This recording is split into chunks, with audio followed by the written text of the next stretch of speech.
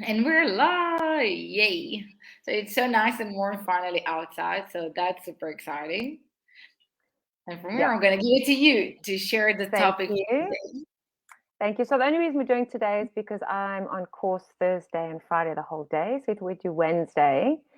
I don't know how your week has been so far, whoever is watching, but I think something that is very relevant for most people, whether it be in a relationship or whether it be a client or even in a friendship, I think attachment and attachment style is really, really relevant because to have a secure attachment style is very healthy, and to be able to detach and to manage your emotions and not to project that onto somebody else is a very powerful place to be. So that's what we're talking about today is secure attachment. So would you say before we start that you are securely attached? That's a good question. I think I am. I don't know. I'm like fully, but yeah, I think at least I'm getting there. Okay, I think you know because of certain triggers or not. And the power of detachment is that you're not controlled by other people, so you are managing your emotions better. So, the first point is to develop a good self-awareness. And I mean that is the focus of coaching. So, yep, and I know that's something you're very into. So, from a coaching side, that's always the place that I start with to try and understand the person in order to help them to become more self-aware. Because you can't work or change something that you're not aware of. And that I can fully agree. And I think we always also mentioning and saying like that to be self-aware, it's like hard. It's a hard work because it's never stop. So with that, I can resonate, and I'm fully there. And I would love to hear from you guys. Like, how much do you think that you actually self-aware, or maybe you're lacking off a bit and you want to actually be more aware? So just put it in the comments. Doesn't matter when you watch it. Absolutely. The second one is to measure the amount of risk that you want to take.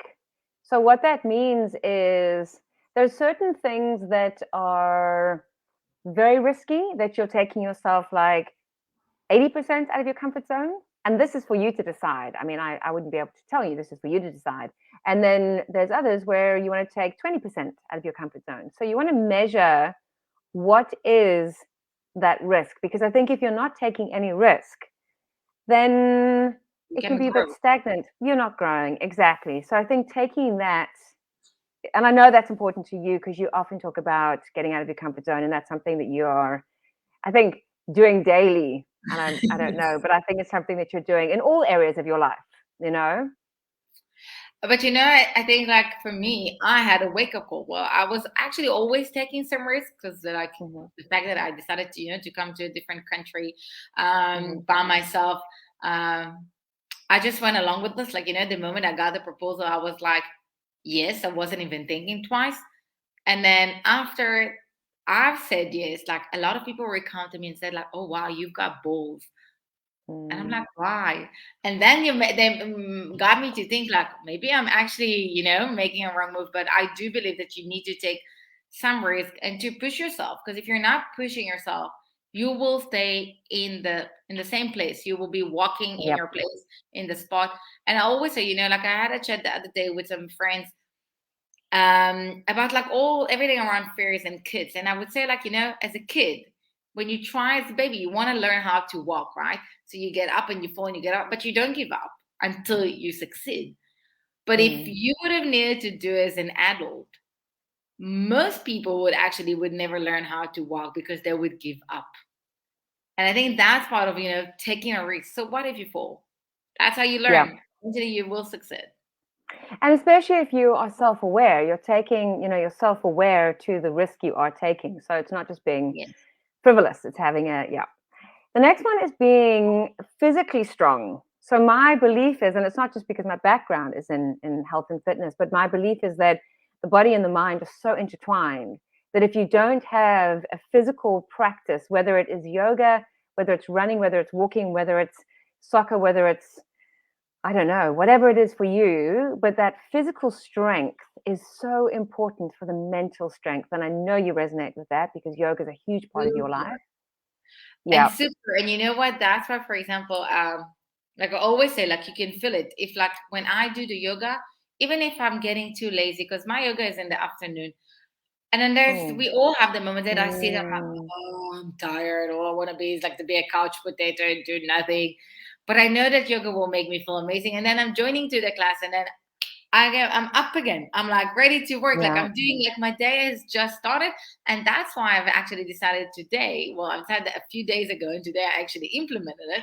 That when I take my dog for a walk, Mr. Elvis, instead of just walking here in the area, I'll cross the road and I'll go to the beach and I'll give myself Nice. something that's like, and it really Mm, helps you to get attached, to clear your thoughts, to organize yeah. everything, and to push yourself forward. To give you the energy that you can actually do and achieve a lot.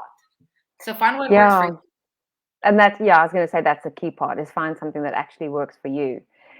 And this for me is one of the most important out of the whole lot. And I think there's times where some, maybe all of us, have a tendency to really be unkind to ourselves and to say horrible things to ourselves. So I think try to always be kind and compassionate to yourself because you don't deserve whatever you've done, whatever you've said. You're human, you make mistakes, but you don't deserve to speak to yourself in a way that is disrespectful or disregarding or just hurtful. So yeah, just be kind and compassionate to you. Love yourself first. And I think that's the key for a lot of things in life. If you love yourself, if you respect yourself, if you kind to yourself, if you forgive yourself, you will be as well to others, and they will be for you. But if you cannot love yourself, accept yourself, be fine with yourself, you make it harder for others to do for you. And then you get like like a different reaction that you maybe don't deserve. Most of us don't deserve. We deserve something good. We just need to be good to Exact, ourselves. exactly. And then lastly, to have awareness and to be accepting. So the more aware you are, the more accepting. So there's certain things in your life that you can control, and there's certain things in your life that you can't control. But I think the key, well, I don't know, just from my opinion, the key is to figure out if it's something you can't control, how can you control the way that you manage you in that process? Because sometimes that can be a bit hard, getting into your head and all sorts of things. That's why I resonate with a formula that I read once in a book, and I've mentioned it a few times, is that event plus reaction equal to the outcome. Events were always going to happen in your life. The way you react Hmm. to them, that's what's going to lead to the final outcome. And that's what you need to have in your mind. What am I trying to get? Because you cannot control about other people's behavior or on things like pandemic that like happen and stuff like this. You can control about how you react to situation, how you feel about the situation. And I think that's why it's important to be aware to yourself and to accept yourself, because that will help you in the way you respond to the different situations around you. Yeah, absolutely. So if you are in a situation where you're thinking, actually, hang on a minute, some of these resonate with me, and I'm feeling like some of my connections, my attachments are not securely attached, and it makes me feel anxious and stressed, and you want to work on you, let me know. I would love to partner with you and figure out on how to move forward. Yes, and Yeah. I, after going through all of them, realized that I'm actually good. I'm in secure attachment, so I got more confidence. So let us know in the comments where Yeah. you are, where you thought you were before we start, like when we started, to Hmm. actually after getting all the points, like if something is more clear now and see. And yes, and we'll see you guys next week. Yep. See you next Enjoy week. your Bye.